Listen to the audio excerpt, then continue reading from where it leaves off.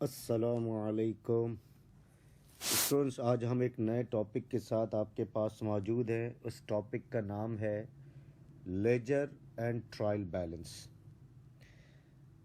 आज हम इस टॉपिक के लेक्चर 1 के साथ आपके पास मौजूद हैं। इस लेक्चर में हम इस टॉपिक से रिलेटेड कुछ पास पेपर्स के क्वेश्चन इंशाल्लाह हम अटैम्प्ट करेंगे। चले अब हम अल्लाह का नाम लेकर पढ़ना शुरू करते हैं। चले भाई, एक क्वेश्चन आया है 2010 रेगुलर प्राइवेट में। देखिए, हेडिंग भी यही है, लेजर एंड ट्रायल बैलेंस। काम करना हमने अकॉर्डिंग टू रिक्वायरमेंट।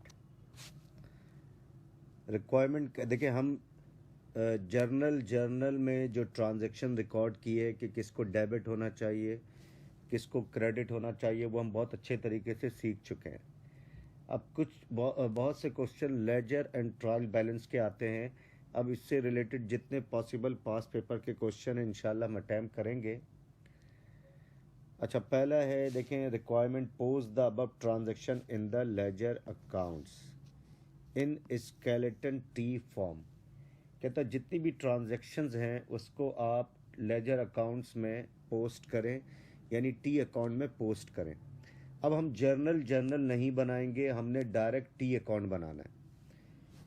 तो देखें, अकाउंटिंग साइकिल में पहला होता है जर्नल, जो कि हम सीख चुके हैं जर्नल के टॉपिक में। अब हम देखेंगे कि टी अकाउंट कैसे बनाते हैं, और अब हमें जर्नल एंट्रीज नहीं बनाना है। जर्नल में डायरेक्टली हमें टी अकाउंट के ज़रिए इस क्वेश्चन को सॉल्व करना है। तो लेजर अकाउंट की बात करें तो इसका मतलब है टी अकाउंट। अब पहली ट्रांजैक्शन देखें, अक्टूबर 1 में। अच्छा, ऊपर से हम पढ़ते हैं, the following transaction were completed by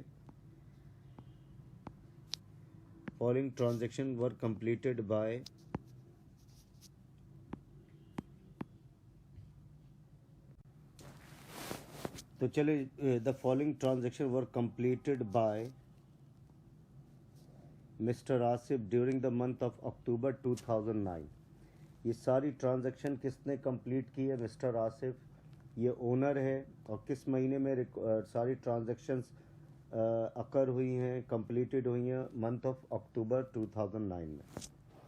अब पहली ट्रांजैक्शन देखें, अक्टूबर 1 में। Asif started business with cash investment 4 lakh rupees. Asif जो ओनर है उसने बिजनेस शुरू किया कितनी इन्वेस्टमेंट से? 4 लाख रुपए से। अब आपने लेजर अकाउंट बनाना है, तो आपने देखा अब कैश बढ़ रहा है बिजनेस में, हमने बिजनेस पॉइंट ऑफ व्यू से सोचना है, तो कैश का अकाउंट ओपन कर दिया, यानी कैश का लेजर अकाउंट ओपन कर दिया। कैश और कैपिटल का भी लेजर अकाउंट हमने ओपन कर दिया। कैपिटल कैश डेबिट हो रहा है 4 लाख से, और डेट है 1 अक्टूबर का मतलब है 110, और कैपिटल भी बढ़ रहा है 4 लाख से 110, यानी 1 अक्टूबर। तो कैपिटल क्रेडिट का क्रॉस रेफरेंस डेबिट होता है, डेबिट में लिखा हुआ है कैश, और कैश डेबिट है, डेबिट का क्रॉस रेफरेंस क्रेडिट होता है, और ये लिख दिया हमने कैपिटल। तो पहली ट्रांजैक्शंस हमने कर ली मुकम्मल। तो ये है लेजर अकाउंट, कैश का लेजर अकाउंट, यानी और ये किस फॉर्म में? स्केलेटन फॉर्म में। ये तो हमने कैश का भी लेजर अकाउंट ओपन कर लिया, कैपिटल का भी लेजर अकाउंट ओपन कर लिया। अब हमने जर्नल इस तरीके से बनाने की ज़रूरत नहीं है सर। कैश डेबिट और कैपिटल क्रेडिट, जो हम जर्नल में रिकॉर्ड करते थे, याद होगा आपको। जर्नल में डेट का कॉलम होता था, पर्टिकुलर्स का कॉलम होता था, डेबिट और क्रेडिट। अब हमें इस तरह रिकॉर्ड करने की ज़रूरत नहीं है। अब दूसरी ट्रांजैक्शन देखें, अक्टूबर 5 में ही purchase machine for use in the business worth 2 lakh. अब इसने मशीन ख़रीदी कितने लाख रुपए की? 2 लाख रुपए की। तो मशीन ख़रीदी तो बधाई बात है। अब मशीन का अकाउंट ओपन नहीं हुआ है, तो मशीन का अकाउंट भी आप ओपन कर देंगे ये ले मशीन का अकाउंट हमने ओपन कर दिया। मशीन कितने की ख़रीद रहे हैं? 2 लाख रुपए की। तो मशीन डेबिट, क्योंकि machine increasing in the business, an increase in machine means increase in asset record on the debit side. तो मशीन डेबिट और कैश पे ख़रीद रहे हैं, कैश क्रेडिट 510। क्रॉस रेफरेंस भी लिख दें, कैश क्रेडिट हो रहा है तो ये मशीन क्रॉस रेफरेंस बन गया, और मशीन डेबिट होता है तो इसका क्रॉस रेफरेंस बन गया कैश। तो डेबिट का क्रॉस रेफरेंस क्रेडिट बनता है और क्रेडिट का क्रॉस रेफरेंस डेबिट बनता है। C, he receive service income 30,000 rupees. Cash आ रहा है किसके अगेंस्ट में? आपने सर्विस पेश की, सर्विस रेंडर की, सर्विस पेश की, अपनी खिदमत पेश की। तो ज़ाहिर बात है मैं आपको पढ़ा रहा हूँ तो मैं सर्विसेज पेश कर रहा हूँ, इसके अगेंस्ट में जो भी कैश आएगा वो मेरे लिए इनकम होगा। तो कैश कितना आ रहा है? 30,000 रुपये। तो कैश डेबिट किस डेट में आ रहा है? अक्टूबर 10 का मतलब है 10/10।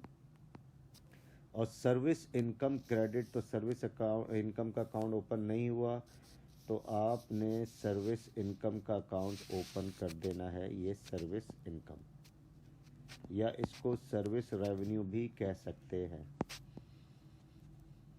तो कैश डेबिट और सर्विस इनकम या सर्विस रेवेन्यू क्रेडिट 10/10। तो सर्विस इनकम क्रेडिट हो रहा है, क्रॉस रेफरेंस हो गया कैश और इसका क्रॉस रेफरेंस हो गया सर्विस इनकम। तो क्रॉस रेफरेंस भी लिखने की प्रैक्टिस रखें आप। अब डी में देखें, he paid rent for 3 months from October 2009 to December 2009 of workshop 3,000 per month। इसने अक्टूबर के महीने में, ही मीन्स आसिफ ओनर, किराया दिया 3 महीने का।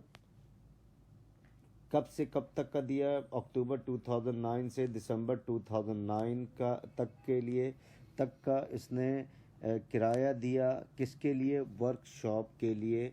और हर महीने का किराया कितना है? 3,000 पर मंथ। तो ज़ाहिर बात है एडवांस में आप ये आसिफ ओनर पेमेंट कर रहा है। हमने बिजनेस पॉइंट ऑफ व्यू से एंट्री बनानी है। तो व्हाट डेबिट व्हाट क्रेडिट, तो किराया 3 महीने का दे दिया। तो इसका मतलब है अब आपने कौन सा अकाउंट ओपन करना है? एक अकाउंट ओपन होगा प्री पेड रेंट, और ये करंट एसेट्स है।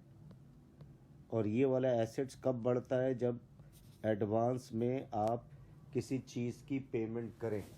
तो चाहे सैलरीज की एडवांस में पेमेंट करें, रेंट की एडवांस में पेमेंट करें, तो इस टाइप का एसेट्स बढ़ जाएगा। तो कितने महीने की एडवांस पेमेंट कर रहे हैं? 3,000 पर मंथ कर रहे हैं, तो टोटल हो गए 9,000। और डेट हो गई अक्टूबर 10। ये भी अक्टूबर 10 की ट्रांजैक्शन है, तो 10/10। तो प्रीपेड रेंट डेबिट और कैश क्रेडिट 10/10। और इसका क्रॉस रेफरेंस हो गया कैश, और इसका क्रॉस रेफरेंस हो गया प्रीपेड रेंट। तो प्रीपेड रेंट डेबिट कैश का, जिसका अकाउंट ओपन होगा दोबारा ओपन करने की ज़रूरत नहीं है। अब लास्ट ट्रांजैक्शन ई है। अक्टूबर 31 में ही पेड सैलरीज टू एम्प्लॉयज़ 10,000।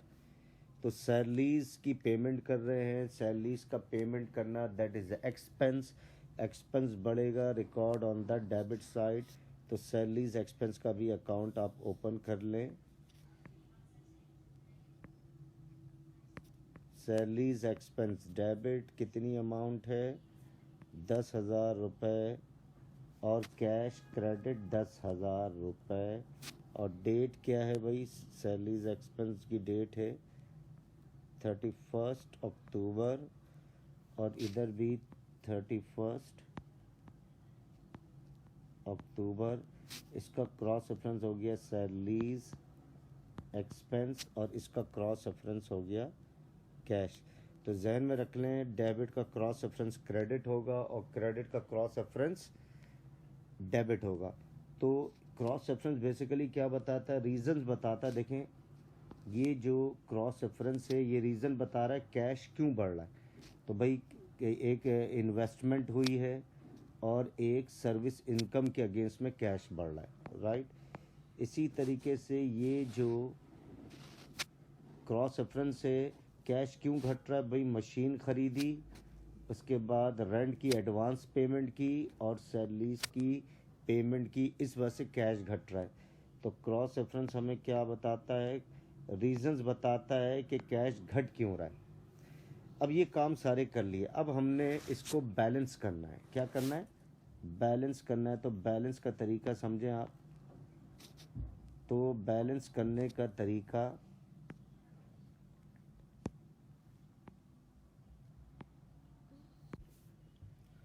अब हम इसको बैलेंस करते हैं। तो कैश के अकाउंट में देखें किस साइड की रकम बढ़ी है, भाई डेबिट की बढ़ी है, तो टोटल कर लें। तो ये आ गया 4,30,000। इसी के पैरेलल यहाँ पर देखें, बैलेंसिंग का तरीका समझें। इसी के पैरेलल, बिल्कुल इसी के पैरेलल आप यहाँ पर भी 4,30,000 लिख दें, लेकिन दोनों साइड बराबर नहीं है। इसका टोटल करते हैं तो ये बनता है 2,19,000। कितना बनता है, 2,19,000। अब 4,30,000 में से 2,19,000 को माइनस कर रहे हैं तो ये आ जाएगा बैलेंस कैरी डाउन। बराबर करने के लिए क्या लफ्ज़ करते हैं, बैलेंस कैरी डाउन। तो यहाँ पर कितनी अमाउंट लाई जाए कि बराबर हो जाए 2,11,000। कितनी अमाउंट लाई जाए कि ये दोनों बराबर हो जाए, 2,11,000। देखें बराबर हो गया। अब ये तमाम को आप ऐड करेंगे, अब ये आप तमाम को ऐड करेंगे तो ये 4,30,000 के बराबर हो गया। तो काउंटिंग में बराबर करने के लिए क्या लफ्ज़ इस्तेमाल करते हैं, बैलेंस कैरी डाउन। और हर बैलेंस कैरी डाउन अगले पीरियड से मतलब है मंथ ऑफ नवंबर में एंटर हो जाएंगे 1/11, और बैलेंस ड्रॉप डाउन यूज़ करेंगे 2,11,000। तो कैश के अकाउंट को आपने बैलेंस कर दिया। तो बैलेंस कैरी डाउन, और हर balance carry down balance brought down होगा। अब देखें कैपिटल के अकाउंट की किस साइड की रकम बढ़ी है, सर क्रेडिट बढ़ी है। तो अब एक ही अमाउंट है तो आप सिंपली डबल लाइन डाल दें, टोटल करेंगे 4,00,000 ही आना है। और इसको बराबर करने के लिए कितनी अमाउंट लाएंगे हम, बैलेंस कैरी बराबर करने के लिए क्या लगते हैं, कैरी डाउन, ये C/D। तो 4,00,000 लाएंगे तो ये भी बराबर हो गया, बिल्कुल पैरेलल लाइन देखें, इसके पैरेलल है बिल्कुल। और हर बैलेंस कैरी डाउन अगले पीरियड का क्या होगा, बैलेंस ब्रॉट डाउन, 4,00,000 रुपये। इसी तरह मशीन में एक ही बैलेंस है, डबल लाइन डाल दें क्योंकि टोटल करेंगे यही अमाउंट आएगी। तो इधर बैलेंस कैरी डाउन लिखेंगे 2,00,000, ये डबल लाइन डाल दें बिल्कुल पैरेलल। और हर बैलेंस कैरी डाउन आने वाले वक्त का क्या बनेगा, बैलेंस ब्रॉट डाउन। इसके लिए क्या लफ्ज़ करेंगे, balance brought down 2,00,000। Service income में भी इसी तरीके से होगा, ये आप इसका टोटल कर लें, बैलेंस कैरी डाउन लिख दें 30,000, इसी को डबल लाइन डाल दें और इसको बैलेंस ब्रॉट डाउन। ये प्रैक्टिस फॉलो करने की आदत डालें क्योंकि इसके मार्क्स होते हैं। इसी तरीके से प्रीपेड रेंट का भी होगा। अब इसी तरीके से हमने सर्विस इनकम का भी बना लिया, प्रीपेड रेंट का भी बना लिया और सैलरीज एक्सपेंस का भी बना लिया। अब हमारी रिक्वायरमेंट A1 मुकम्मल हो चुकी है। अब 2 में ट्रायल बैलेंस हमने बनाना है। क्या बनाना है, ट्रायल बैलेंस। और ये अक्टूबर जहन में रख लें, ये अक्टूबर है। अब ट्रायल बैलेंस अब हम देखते हैं। अब ट्रायल बैलेंस देखिए, ये फॉर्मेट है ट्रायल बैलेंस का देखें, ये फॉर्मेट है हमारा।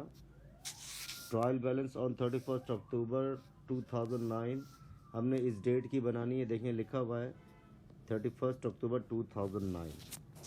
ट्रायल बैलेंस बनाएंगे तो पहला कॉलम होगा पर्टिकुलर्स, डेबिट एंड क्रेडिट। अच्छा, ट्रायल बैलेंस की डेफिनेशन क्या है? Trial balance is a list of, trial balance की डेफिनेशन देखें, is a list of ledger accounts and their balances. Trial balance is a list of ledger account and their balance। ये इसकी trial balance की definition है। अब trial balance की definition के list of ledger accounts, तो अब देखें लेजर अकाउंट्स कौन सा, एक कैश का अकाउंट है, एक कैपिटल का अकाउंट है। तो लिस्ट बना लें, कैश भी है सर, इस तरह लिस्ट डाउन कर लें, कैश, कैपिटल। अभी हम सिर्फ इसको कर रहे हैं, लिस्ट ऑफ लेजर अकाउंट्स। तो कैश भी हो गया, कैपिटल, मशीन का भी हो गया, सर्विस इनकम का भी हो गया। चलें भाई, मशीन,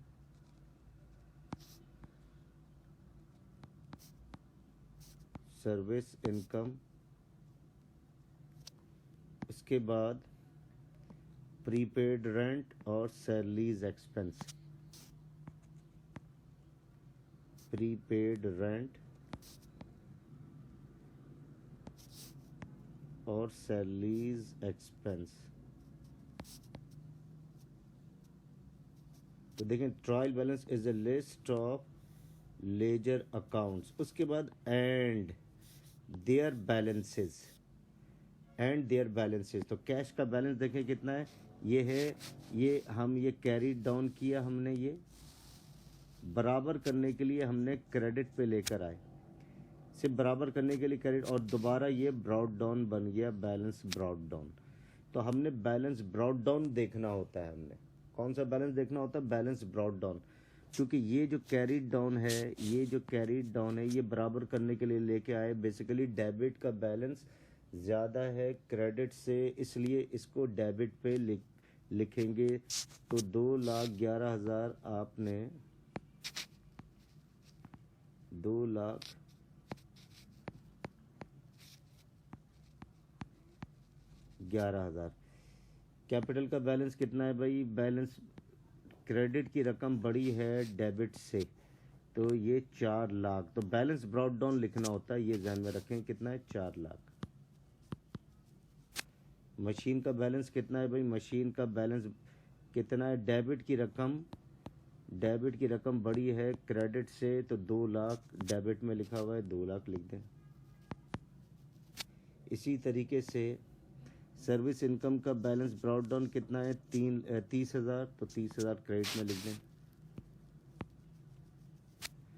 इसी तरीके से प्रीपेड रेंट का बैलेंस कितना है, ये देखें, बैलेंस ब्रॉड डाउन, डेबिट की रकम बढ़ी है क्रेडिट से, 9,000, कितना है, 9,000। तो ये एक मिटा दूं मैं आपको, ये 9,000 बैलेंस है, तो 9,000 लिख दें।